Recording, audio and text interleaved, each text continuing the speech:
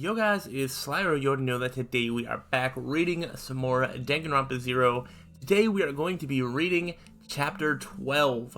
And it is definitely only going to be chapter 12 because, it took me until this long to realize, I can just kind of scroll down and see, how long each chapter is and then use that to plan out how much I'm reading for a video. So this is about, 20 to 25 pages, and I think it's going to be a decently lengthy video and chapter, so I'm not going to waste too much time. I do remember the last chapters being a little underwhelming, so I'm hoping that something else captivates the story here and brings it back to what it was going for before then. Nothing too bad. This is still probably the best Danganronpa novel that I've read so far out of the 3 that I've read. But yeah, so let's see what chapters 12 has in store, and let's go ahead and just get into it. When I finally opened my eyes, there was a ceiling above me. Seems I fell asleep somewhere, but since being forgetful, I always forget the circumstances I've fallen asleep in. I wasn't especially confused. I calmly turned my eyes from the ceiling and saw a window. A clear beam of sunlight came through a gap in the curtains, illuminating the white room I was in. It seems it was morning. This room. It was a room I couldn't remember, but that's the same as always too. Anyway, my first order of business should be to calmly confirm the situation in Ryoko Tanashi's memory notebook, and so I calmly tried to rise up from my bed, and then I realized I couldn't. Uh-oh, what's going on? My body was firmly tied to the bed with sturdy-looking rope. It was a magnificent knot I could only describe as craftsman-like, and it bound me so tightly that I could hardly move my body at all. I couldn't even turn my neck well, which made looking around the room impossible. At this point, I finally started to feel panic at this incoherent state of affairs.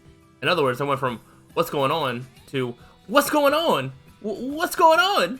Oh my gosh, what's going on?" But no matter how much I struggled, all I could do was shake and rattle the bed. Not only did the diligently tied rope show no signs of becoming looser, it seemed to actually be getting tighter. Someone, I started screaming, carried away by fear. Help me!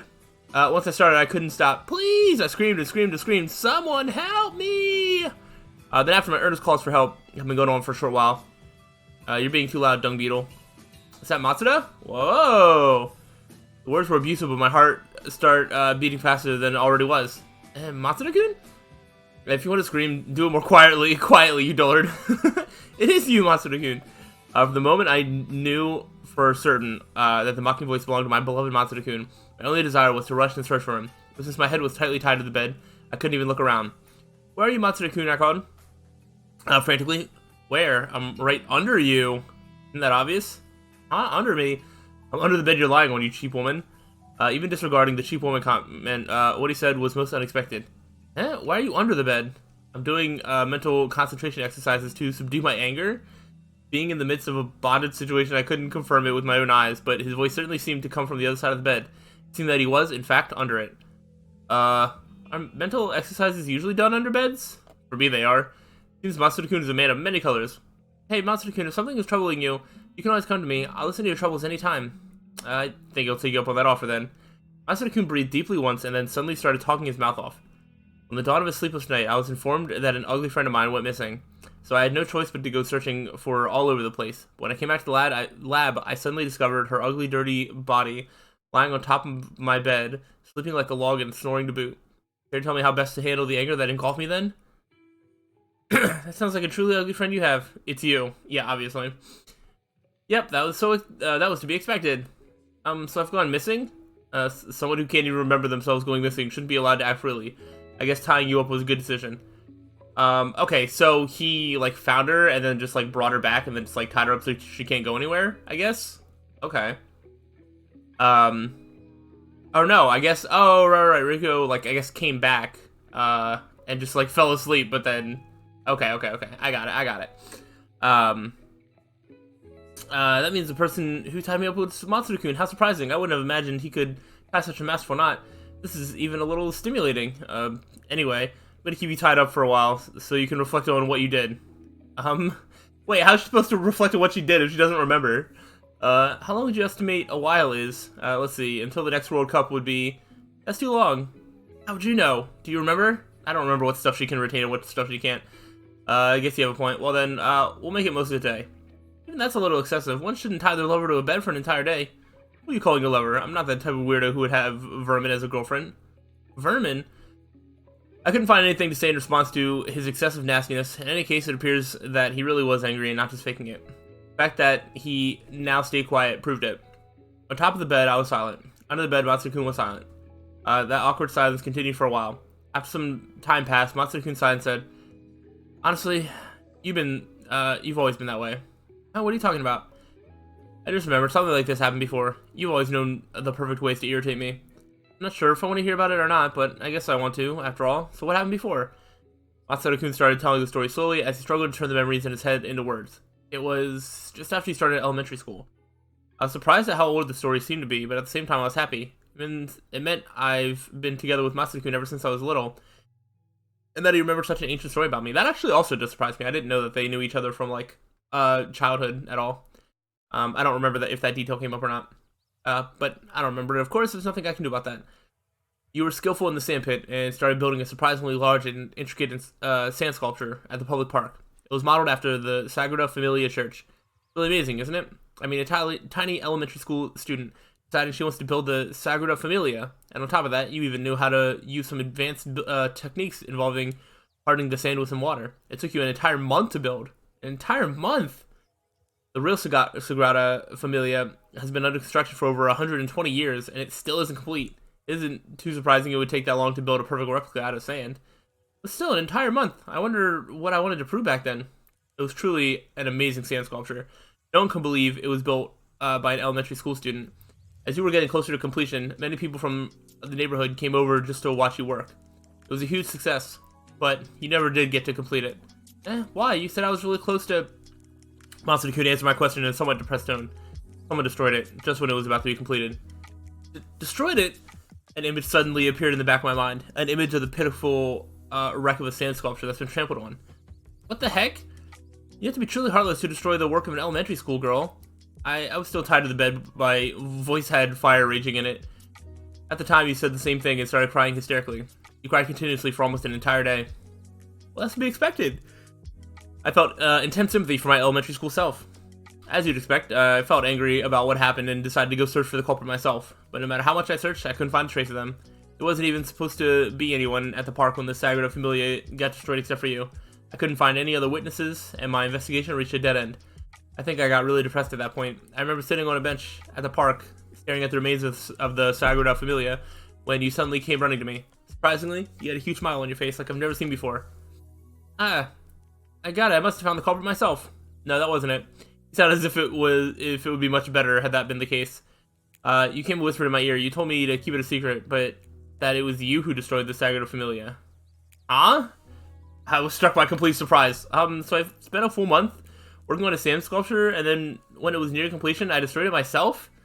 An irritating story, isn't it? Wait, okay, so is this like, did she always have these memory issues? Like, maybe she did that and then she didn't remember that she did that? But then, why did she admit to it then? This is so weird. Irritating or not, why would I ever do such a thing in the first place? I asked you that. You said it was an accident. I mean, in that case, you should have said so from the beginning. Thanks to you, I wasted a lot of time searching for a culprit. Oh, alright, actually, hold up. The string of story would just be like, oh, she did it, didn't want to admit to it, and, like, she was crying because, like, she accidentally ruined, like, months' work of time. Okay. Never mind. I thought she was, like, crying because somebody else did it, but then, like, later on was like, oh, actually, I did it, and it was all fake. And I was like, that doesn't make any sense. But, alright, I think I got the real story down now. Oh my gosh. I think I wasted an entire month of work with an accident. How much of an idiot was I? I can't sympathize at all. When all is said and done, you just use me as your plaything. So do you get it now? Do you get how much of a bother you are? Yep, I guess I'm at a level where it's best to just tie me up after all. We've reached a rare agreement then. Like that, I approved myself being tied up, but I still have one regret. It was an intense regret that I'm not even sure a word like regret describes very well. Grr. What is it? Does your stomach hurt? No, that's not it. It's just vexing. I finally got to hear Masaru-kun speaking about his memories with me. But since I don't have my notebook, I'm going to forget it all soon. Oh, that sucks.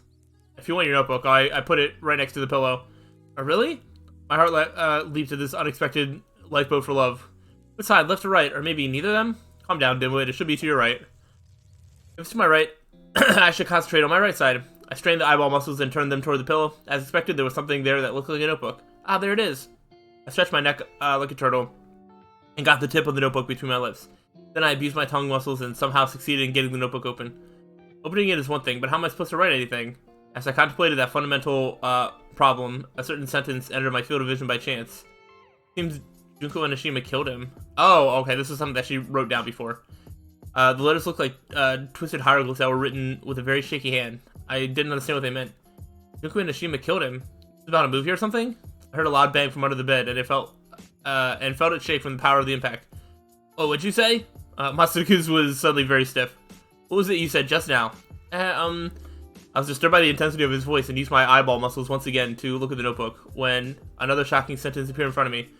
I discovered a dead body at the Central Plaza. Wow, that's a convenient page to open to. That's pretty great.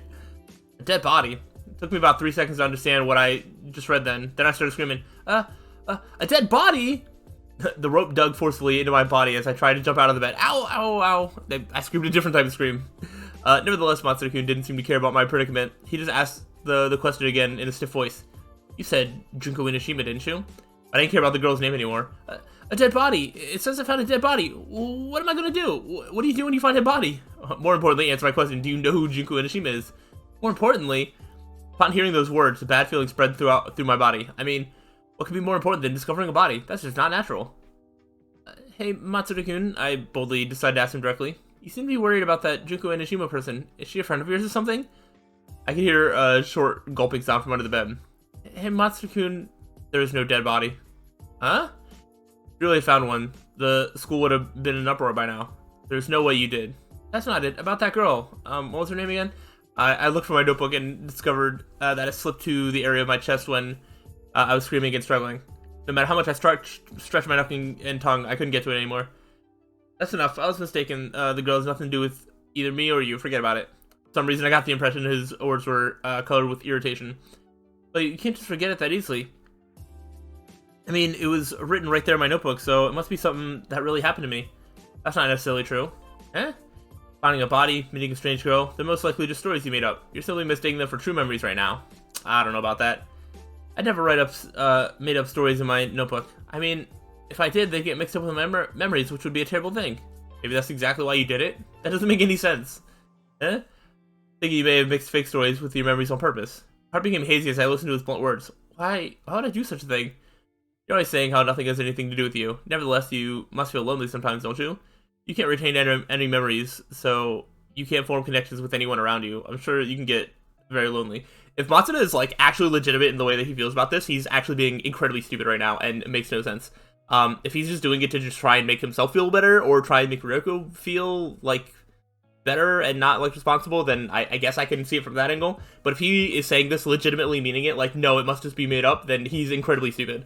So we'll see if his intentions get revealed as we read more. I felt my breathing becoming rough. That's right, you get lonely.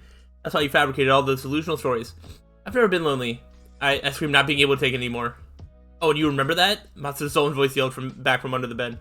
That's not it at all. I screamed even louder. Matsuda-kun's words were so off the mark.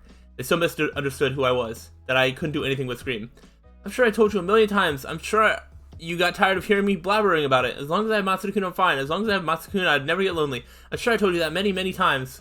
I screamed so hard my breathing got out of order. I screamed so hard my voice buzzed inside my own ears. It might have been cowardly to show my own forgetfulness, but I wanted Matsuda-kun to remember no matter the cost. I couldn't give up. I can't remember that despite my forgetfulness. How can you forget it, Matsuda-kun? After the echoes of my screams were gone, there was silence. An awkward silence. Finally, Matsuda-kun broke the silence with a whisper. Anyway, what's written there is a lie. He probably wanted to put an end to the conversation once and for all, but I couldn't accept it that easily. But if the notebook is a lie, if I can't trust my own notebook anymore, what is there left for me to believe in? Believe in me. Eh? Believe in me and forget what's written there. Had these been normal circumstances, my heart would probably leap at those words, but that was impossible right now. There was a conflict inside my heart that overcame any heart throbbing. The only two certain things in my life clashed heavily, and I was swaying violently from the shock, as if I was a small boat caught in a storm. Ryoko Otonashi's memory notebook was the one and only trusted route to my memories. Matsuda-kun was the one and only existence connecting me to the rest of the world. In other words, I had the ultimate choice in front of me. Should I believe in myself, or should I believe in Matsuda-kun? I finally reached a conclusion. In that case, always be by my side, Matsuda-kun. If you do, I can give away my memories. I don't really like that choice. I forget. I know that there was sort of like an explanation as to like why Matsuda sort of like treats Ryoko like this, but like, the more that they kind of interact, the more I'm just like, I get it, but, like, this is not a relationship in any sense that I enjoy, like, seeing, where he's just kind of mean to her, and she's just, like, randomly in love with him, and I don't know, it's just not super interesting. Both of them are probably kind of interesting, like, individually, but their, like, friendship, relationship, whatever with each other is, like, the more I see it, the more I'm just like, alright, this isn't, like, getting any better, so we'll see. Matsuda-kun stayed quiet for a while under the bed. I waited motionless. I waited until he gave me an answer, then he finally did.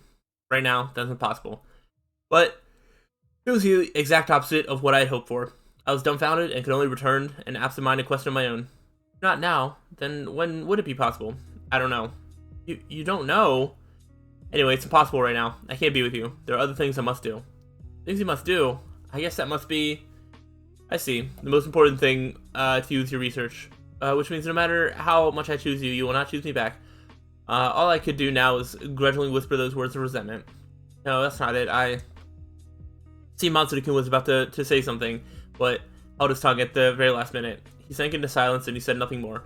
Doesn't matter how much I wait, he's never going to say the words I yearn for.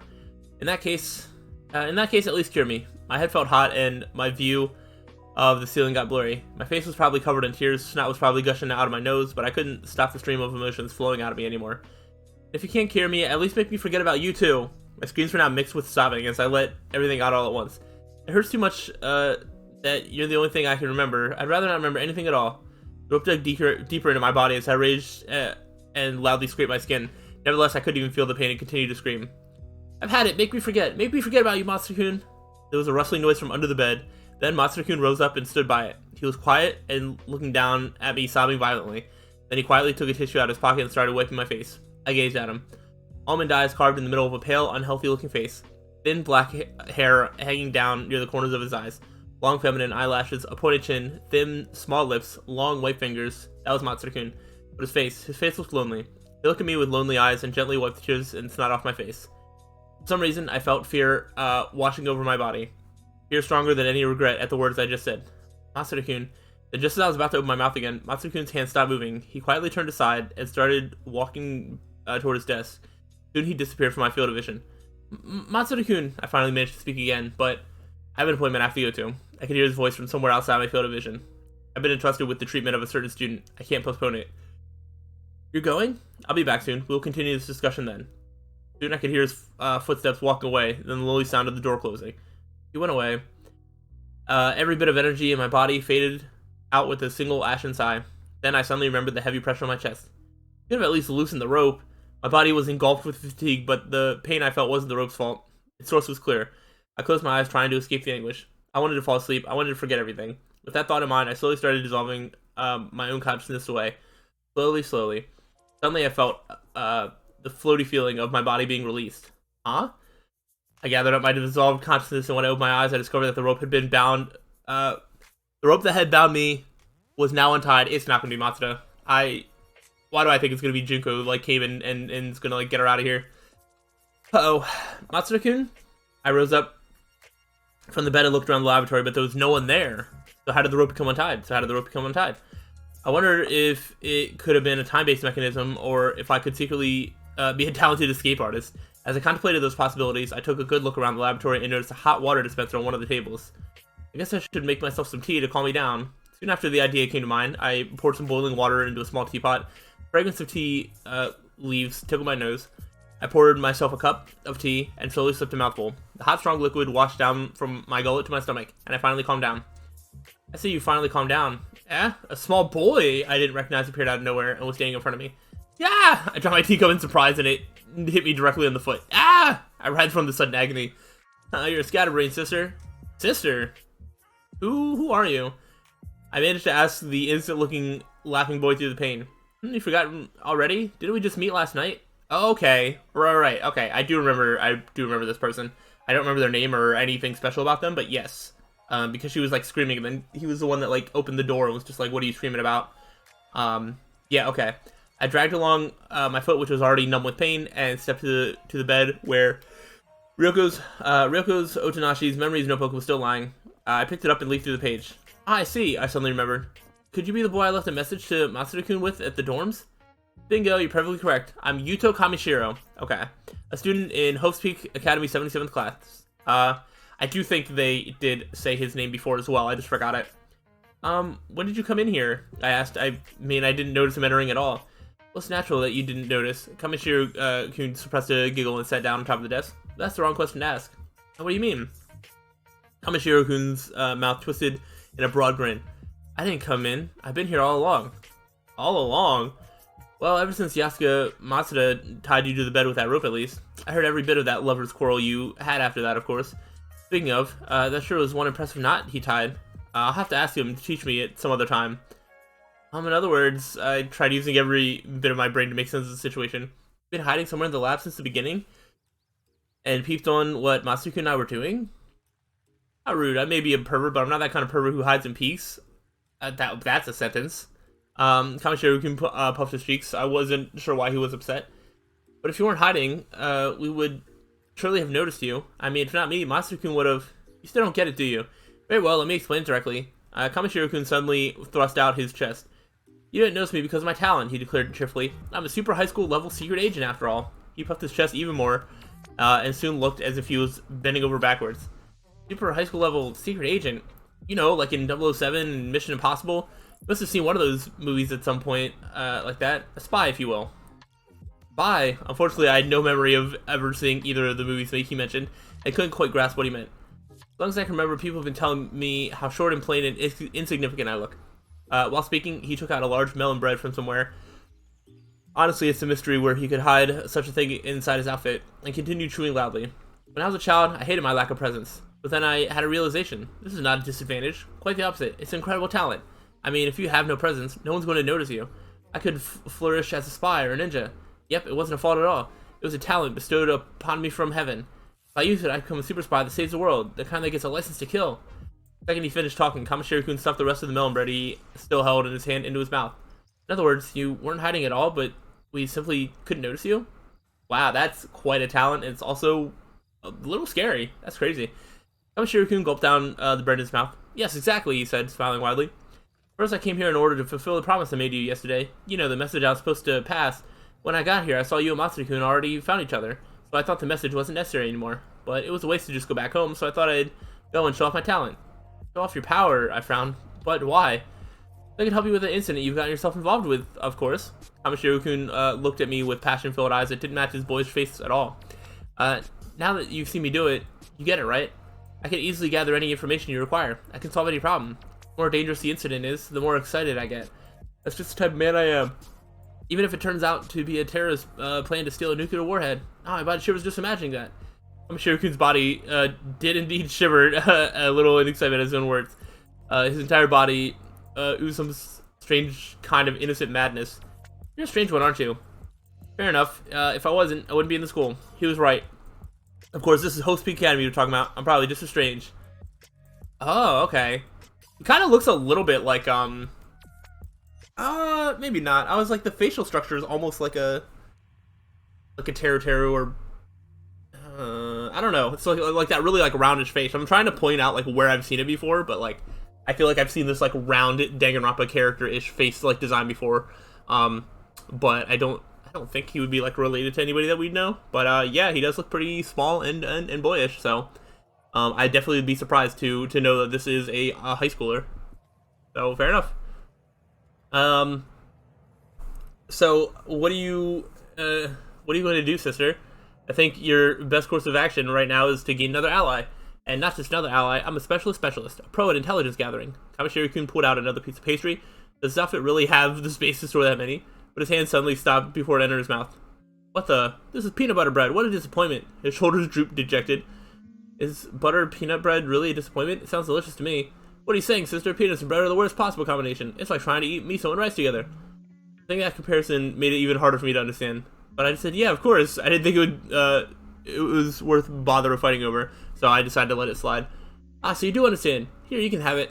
Having cheered up, Kamishiro-kun handed me the sticky butter peanut bread, then anxiously thrust his hand into the shirt again and put on new pastry. Yes, Yamazaki Madeira cake. Do you just have like random like pastries like hidden in your jacket and it's just like a surprise at what you're gonna grab? Seems he hit the jackpot this time. His cheek puffed, and a wild smile appeared on his face, and he started chewing the bread. What did you say? Kamishiro swallowed the bread in his mouth. So what are you gonna do? He said, his eyes turning scarily serious as he gave me a questioning look. That is, I think your only option is to let me help you. As far as I can tell, you're the type of person who can't do anything properly by yourself, and all you've achieved so far is just wandering around in confusion. When you have plumbing problems, you call a professional plumber, and when you've gotten involved in the kind of trouble you're in right now, you need a professional like me. I'm exactly the kind of person who can clear up this kind of incident right now. Sorry, that was not the right inflection. The only person that can clear up this kind of incident right now, we fit together like male and female genitalia. Alright, that's yeah, sure. You're a confused person in trouble, and I'm a person who can solve such problems. It's easy to tell what the next step should be, isn't it? It's even more obvious than ejaculation. Alright, maybe this guy is a pervert. Alright, fair enough. I mean, at least he admits it, but I don't know why.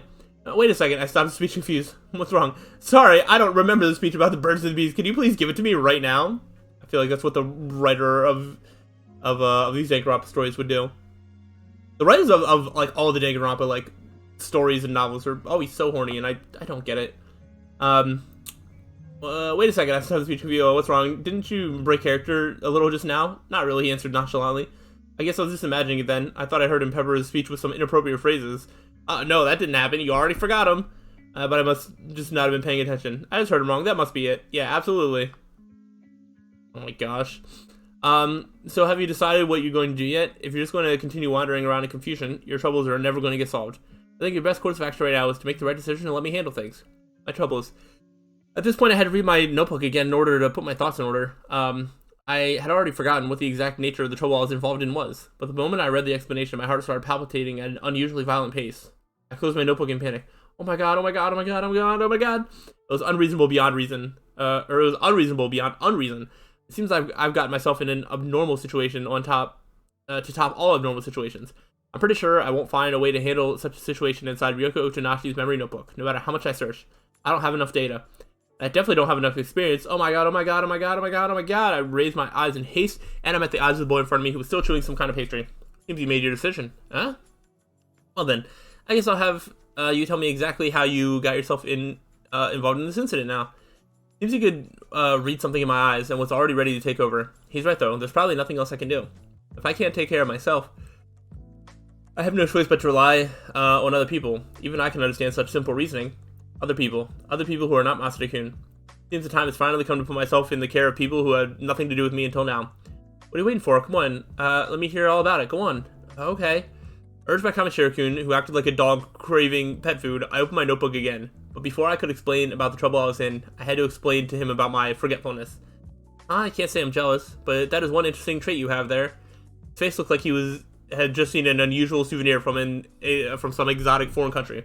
I continued my story. I told him about the past memories that were stolen from me, about how I was invited to the Central Plaza and found a dead body there, and about my meeting with Junko Enoshima. The events I was reading in my notebook were enough to make my voice tremble. The Kamishiro-kun just listened attentively, narrowing his eyes. Then as I completed the first part of the story and came to a pause, he finally spoke. I never imagined I'd hear Junko Enoshima's name here. Huh? I have a feeling I recently got the same kind of response from someone else. Oh, were you surprised I reacted to Junko Enoshima's name more than I did to the dead body? It was just the same with Matsuda-kun before. I guess you're right, sister. You really are forgetful. That's amazing. That's really not something you should admire, you know. Kamishiro-kun pulled himself together in agreement. Well, I think I get the general idea about your situation. I'm a super spy, so I don't get too shocked by dead bodies, but this really is quite an incident you got yourself involved with. And if that Junko Enoshima girl is connected to it, then it's probably also an especially atrocious situation. Yep. You were right when you decided to let me handle it. Do you perhaps know this Junko Enoshima? I asked. He sure talked as if he did. Not directly, no, but I feel that she and I share destiny, a stiff destiny. He's like seen her in like a magazine, and then just like fantasized about her all the time or something. Excuse me? You sure had an experience straight out of a Hollywood blockbuster, haven't you? No need to worry though. Whoever the lead character was previously, I'm taking over that role now. This is going to be a thrilling spy suspense story from now on. Thrilling, that's an odd phrase to use for your own life. You shouldn't think too hard about it. Kamishiro-kun thrust his hand into his clothes again and pulled out yet another pastry. Yay, a chocolate swirl! He shared and then returned to his explanation. I'm currently investigating a different incident, you see, and that's where I heard the name Junko Enoshima. At the time, I didn't think she was such an important key figure, But if she's also involved in your incident, I guess that changes the story. I mean, it'd be too much of a coincidence for the same girl to be involved in 2 different incidents. Kamishiro-kun's eyes glittered. He was right when he said the more dangerous the incident, the more excited he gets. By the way, aren't you curious about what that other incident might be, aren't you? Yeah, I guess. I reluctantly nodded in agreement since he was pressing the question hard. Should I even tell you? It might be bad if word of this leaks out. His attitude reeked of assumed importance, despite the fact that it was him who brought the subject up in the first place. Oh, who cares? He dismissed the worries lightly as I expected him to. This is a very tiresome person indeed. Actually, I'm not so sure I could even call it a different incident. Now, what do you mean? I think the 2 incidents might be connected. That's what I mean. Connected? The 2 incidents? No way. By the way, I suggest you keep your mouth shut regarding that other incident. It's quite a dangerous incident, and there's even a chance the worst might happen. Done with the preface, Kamishiro-kun started pacing around the room as if he was a detective announcing the result of his investigation. That other incident I'm talking about is the incident that was given the codename the worst largest incident in Hope's Peak Academy's history. Suddenly my heart started beating as if small bombs were going off inside it. What's going on? The worst largest incident in Hope's Peak Academy's history. It was an absurd title straight out of fiction, and yet something inside me reacted to its mention.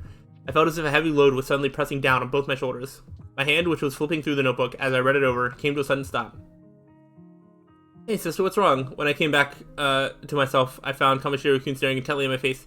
You seem to be in pain. Do you need Yomeishu or Kyushin or something? No, I'm fine. It's nothing. I took a couple of deep breaths and somehow managed to calm myself. In that case, aren't you curious to hear what kind of incident the worst largest incident in Hope's Peak Academy's history was? You must be right. You must. I guess. He was pressing hard again, so I had to reluctantly agree for the second time. Well, you see, Kamishiro-kun closed his eyes and raised both his hands. I don't really know the exact details myself. You don't know? I complained. He was the one who raised the subject in the first place.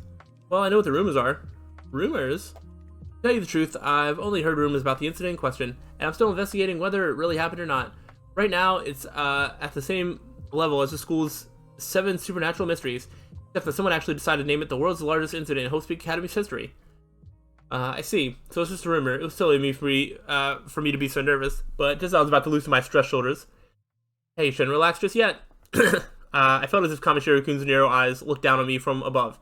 Even if it is a rumor, there's a good chance it might be true. And if it's true, it was one truly terrible incident. This is one bad rumor we're talking about. You really shouldn't relax just yet. I love how there's such this build-up for him to explain what this incident is, despite the fact that, like, I know what it is by now. I feel like they've made mention to it in other parts of the Danganronpa series, and, you know, even if you haven't, I feel like it might have even been mentioned earlier in this. I'm not entirely sure, but, like, yeah. like there's such a build-up for them to, like, talk about this incident. It's just like, I already know what it is. Oh, man. I didn't want to listen to him anymore. That was my honest, true feeling. Nevertheless, it seemed I was out of luck. But if you still want to hear about it, I guess I have no choice. Here, listen, he was already in full swing, engrossed in his own words. You see, here's what the world's largest incident in Hope's Peak Academy's history is all about. Kamishiro-kun coughed a small cough and then theatrically. 15 Hope's Peak Academy students suddenly disappeared, and 13 of them were later found dead. That's the world's largest incident in Hope's Peak Academy's history. 15. I always can never remember the number. So 13 of them were dead. So did 2 of them go missing? I know one goes missing. I don't want to say too much about that because that actually is something that I've already seen in the Danganronpa 3 anime. So I know probably a little bit more about it than if I had read this before I got to that point in the anime there. But I'm not sure who 15 would be. I don't know. Maybe I don't know as much as I think I do. But I can never remember. I thought it was 14. But when he said 15, I was like, wait, what? Okay. And maybe it's just a rumor and the number's wrong. I have no idea. I was taken aback. It was too strange, too bizarre. It didn't even seem even a little real. But that's just a rumor, isn't it? I asked, seeking confirmation. Kamishiro-kun shook his head. Had I been sure it was just a rumor, I wouldn't be investigating it right now. But it seems there really are some students who disappeared, he whispered, as if telling a secret. About a month before the rumor started spreading, 14 members of Hope's Peak Academy Student Council were suddenly called to an overseas facility and are now apparently studying abroad. Don't you think that's a little suspicious? Okay, see, there's 14. That's just a coincidence. The rumor said 15 went missing, didn't it? The number doesn't fit at all. I guess it's just a rumor, after all. Those are just details. Kamishiro-kun fluttered his hand. I mean, it is just a rumor right now. Well, first he says it's just a rumor that he scares me by saying it's real, and now he's going back. Is he doing this on purpose? Well, whatever. How about we return to your problem, sister. My problem? Have you forgotten already? We were worried about how Junko Inishima is related to this incident. I looked down at my notebook. Again. Oh, that's right, I remember. The strange rumor about dead students has nothing to do with me. What should I be worried about? What I should be worried about is this insane girl called Junko Inishima that I encountered. So aren't you curious? Aren't you curious about how Junko Inishima is related to the world's largest incident in Hope Peak Academy's history? That's where the reason she's after you might be hidden after all. You're curious, aren't you? Yeah, please tell me. I press the pressing comment, Shirokun. Well, you see, Shirokun smiled a wide smile. I don't really know. Huh? A sudden dizziness grabbed me. You don't know what the... Someone in fear of Shirokun was indifferent. He started pacing around the room again. But about a month before the rumors of the incident started spreading, Hope Peak Academy's executive office conducted an investigation regarding her. Don't you find that suspicious? Very suspicious. I regained my posture and raised my voice in excitement. If they investigated her, there's a good chance she's the culprit. Don't get excited so fast. We're still not even sure if the rumor's true. He's right. As I made my hypothesis, I somehow convinced myself the incident really did happen. But if this rumor is true, and if she is the culprit behind it, don't you think that she would be caught by now if Hope Peak conducted an investigation? Shirokun leaned back on the desk and continued. Furthermore, it appears that it was Junko Inishima herself who started the rumor about the worst, largest incident in Hope Peak Academy's history in the first place. Huh? It makes it unlikely that she's the culprit. I mean, a culprit spreading a rumor about their own crime? That would be far too dangerous. But is it really true? Was it really Junko Inishima who started that rumor? The rumor started a few weeks ago when a cryptic email message describing the incident was sent to every student in Hope Peak Preparatory School. And was it Junko Inishima who sent that email? Shirokun nodded as if he was swallowing something. There's an underclassman of mine who's exceptionally good with computers and who I have monitored the school service for me now and then. That's how I found out about the email. There wasn't any sender's name on it, of course, but I easily figured out that using my super spy abilities. Oh, and just so you won't make any wrong assumptions, I never told that underclassman about the contents of the email or about the sender's identity. It'd be very selfish of me to involve unrelated passers-by with dangerous incidents. I was just about to give him a witty reply about how he's involving me with this incident, but decided at the last moment that wasn't the place or time for that. But why would Junko Inishima do such a thing? Why spread a rumor about such an incident? That I do not know. He proclaimed his ignorance in a bright voice yet again. How about we ask her directly? I had a flash of inspiration. Let's find Junko Inishima and ask her what's going on. If that was possible, I'd have done it already. Shirokun shook his head in dismay. I'm not sure why, but I can't manage to find this Junko Inishima anywhere. She isn't going to any classes, and the teachers seem to allow it.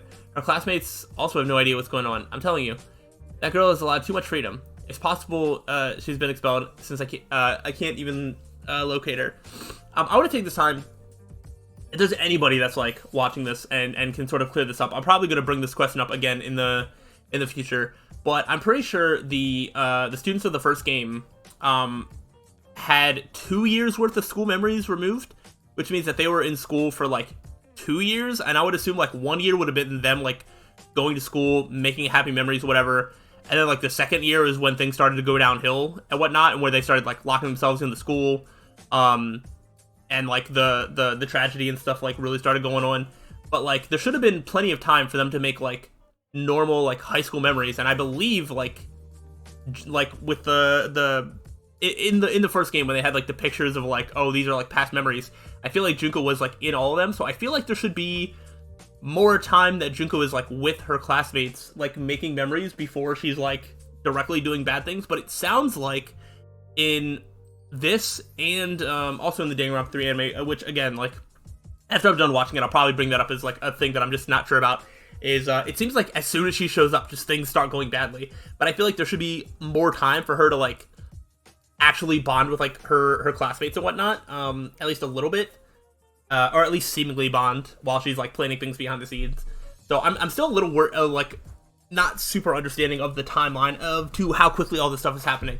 So if there's anybody that can clear that up in terms of like, did she spend like a year just like being a normal student before she started doing like some of these things, or was this all sort of at the same time? Was it 2 years? Was it 1 year?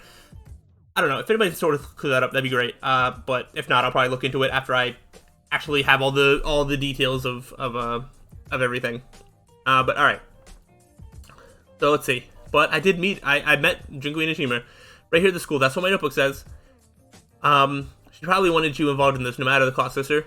That's why she appeared before you. Stole that notebook of yours and made that mysterious confession about a murder she had committed. But I have no clue what her intentions are. It's so far out that all we currently can do is laugh about it. Ha ha ha. Kamishiro-kun licked his arms behind his head and laughed naturally. Wait, this isn't a time to laugh. This is serious. I called him in response. It's fine, it's fine. It's not like you were in any hurry, Kamishiro-kun replied, letting out a yawn. The only reason we don't understand it yet is because my investigation is still going. As soon as I get back on the case, we'll know the rest of the details in no time. Right now, it's meaningless to make any hypotheses and conjectures. By which I mean, leave the rest to me. Kamishiro-kun produced yet another pastry from somewhere as if to signal that the conversation was done. Ah, the legendary 3-flavor Danish. He puffed his cheeks happily. I almost forgot, he suddenly turned back to me, licking the sugar off his fingers. We haven't yet discussed the matter of remuneration, have we? Oh, you want me to pay you? Don't worry, it's not money that I want. I'm not asking for anything important, really. Nothing important. So, do you want me to buy you some pastries? Pastries that can satisfy my appetite are extremely important. He shook his head so vigorously I could almost hear the noise it was making. So what? I told him, my head in confusion. You see, I want you to let me do a little... Kamishiro, with a big smile on his face. Do, what? Wasn't my voice clear enough? I said, I want you to let me do you, he answered, clearly still smiling his wide smile. Oh boy, the Danganronpa writers are at it again. Oh, I see. Oh, okay, I thought, alright, maybe my mind's dirty then. Oh, I see, you don't mean anything dirty, right? Sorry, I got confused for a second. You said it was nothing important after all, didn't you? I scratched my head in embarrassment, but Kamishiro-kun returned a surprised look. You put that much value in your own body, sister? That sure is a shocking revelation. No, it's me who's shocked. In more ways than one. I instinctively covered my face with my hands. Then I peeked at Kamishiro-kun through my fingers and asked again. So by doing, you really do mean... By my looks, I have more sexual appetite than most men. Alright, yeah, so it is exactly this. Oh boy, alright, this is probably going to get uncomfortable. So, boy. Besides, it's a given in spy movies that the hero gets a girl after it's all over. And you have just the kind of lewd face that would make any man horny. But also, you didn't actually do anything yet. You don't deserve a prize. And also, that's not like a prize that you get. That's not how it works. Wow. Kamishiro-kun puffed his chest in prize. This is my hot take of 2022 that women aren't objects. So that's all I'm trying to get at there. That's not something you should puff your chest at. Should I puff something else? In that case, how about you puff your chest, sister? Go on, it wouldn't hurt to try. Come on, push that plump bosom of yours. Hee hee. I can only shudder at that wicked smile full of hidden intentions. I don't think his intentions are very hidden. Where did that pure innocent boy disappear to? Hee hee. Anyway, I'm looking forward to dealing with this incident in more ways than one. I have just one request. Please stop taking baths from now on. I much prefer dirty bodies, if you know what I mean. Ew. There's really nothing left of your previous personality, is there? It was even more difficult than usual, hearing such words come out of this young boy's mouth. Well then, ignoring my perplexion, Kamishiro-kun clapped his hands loudly. It seems we're in agreement regarding the remuneration, so it's time for me to begin. He jogged down to the door and waved his hand innocently. See you later. Okay, so he's like trying to be like, oh, we'll do this later? Oh boy. Okay. He shouted as if he was a small child going out to play and then ran out of lab. Wait a second, I never agreed to anything. The door slammed, stopping my call before it could reach its destination. I never agreed to anything, I muttered fruitlessly to myself as I sat down on the bed exhausted. But it was only a verbal agreement. I'm not even sure such a one-sided agreement can really be called an agreement. I mean, no one asked him to come and stick his neck into my troubles, right? Furthermore, doing me? That was obviously entirely one-sided. No feminist group is going to stay quiet if someone gets away with something like this. And that's why. It really has nothing to do with me. Yep, I should just ignore it. It's best to just ignore it. I lay out on the bed, muttering in desperation, when suddenly, I heard the lab's door opening again. I thought Kamishiro-kun might have heard my mutterings and came back, so I rose up in panic, but my heart jumped at the sight of a slender, fair-skinned man at the door. Ah, Matsu-kun, I jumped like a sprinter straight into his chest. You're late, I've been waiting for so long. The body I was embracing was awfully stiff. There's something wrong. I should ask you the same thing. Don't you want to continue our conversation from before? Yeah, what conversation? I had no clue what he was talking about, and I had already forgotten it, but I didn't care. I don't know what happened before. As long as Matsu-kun is here, everything's fine. Did we talk about something before? I tilted my head and buried my face deep inside his chest.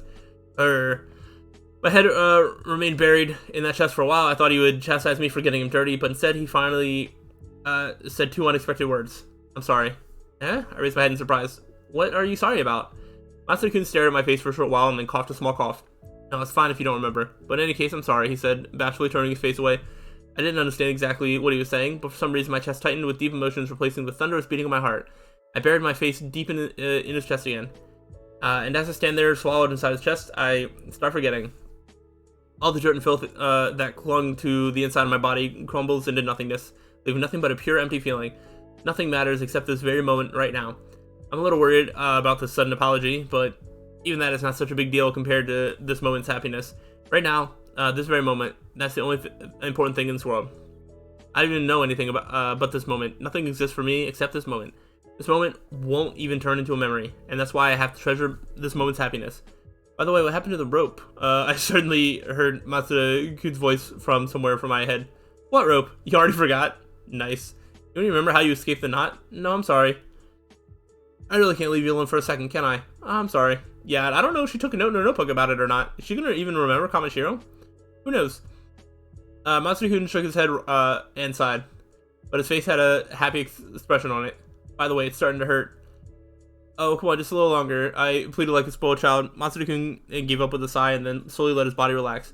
As I felt his body growing softer, I was immersed in a feeling of satisfaction and achievement, as if at that moment I could grasp the entire world inside my fist. This is my world. This alone is my world. I closed my eyes, a feeling of euphoria flooding over me. I could hear the beating of his heart inside his chest. That constant beat was the final blessing for me. The girl who has just gotten everything she ever wanted inside her hands. The parade, whispered Matsuda-kun suddenly. Did you say something? I replied, keeping my eyes closed. Somehow, the parade is growing louder again, outside. I tried listening, but thump-thump, I couldn't hear anything but the beating of his heart. There's no one here except for me and Matsuda-kun. Nothing other than that has anything to do with me, and right now, there wasn't even anything left to say anymore. I spent some time buried in my beloved Matsuda-kun's chest, then I reluctantly parted with my beloved Matsuda-kun and returned to my room that didn't have my beloved Matsuda-kun in it. I thought of my beloved Matsuda-kun as I took on my shoes. I whispered my beloved Matsuda-kun's name as I climbed into bed, and then I drifted into sleep where dreams of my beloved Matsuda-kun awaited me. That's all there is to it. Nothing else has anything to do with me anymore. But seeing as that is not the end of the novel, I'm just going to assume that there are going to be some more things that have to do with you. So, but that is where we're going to end it off now. Like I said, I knew that was going to be a pretty lengthy chapter. And then I don't know how long chapters 13 and 14 are, but I will start doing research in terms of the length of the chapters before reading it, so that way I can accurately give y'all an estimate as to how many chapters we'll be reading per episode. But there's only 4 more chapters, but I'm gonna look. I think we are not even halfway through the novel. Yeah, we're not even halfway. So in terms of like the amount of pages left. So yeah, we still got some plenty of reading to go. I don't really know where the story's going to go. We obviously, I feel like I just dislike almost every character that we meet in this story. So that is kind of the one downside. I do think that there's a lot of interesting stories and like lore implications happening, but I am interested to see like where this goes and what it all like comes to, because as of right now, it's like I don't even know what I'm rooting for. Matsuda is like kind of like a jerk, but I guess he's like fine. Ryoko is probably like the best one, but she's also just like really forgetful, and then also just like she kind of has that trope of just like randomly falling in love with like the one man that like pays any attention to her. So it's like, I don't know, it feels a little weird. And then obviously Kamashiro is like up to no good. So even though his talent is pretty interesting, so we'll see if that gets put into any like actual like good use, or if he's just always going to turn into something awful. So there are things to look out for, and yeah, we'll see. So that has been chapter 12. Hopefully y'all have enjoyed. If so, let me know, and I will see y'all for next time when we do chapter 13 to 14. So yeah, if you enjoyed, let me know, and until the next time, peace out.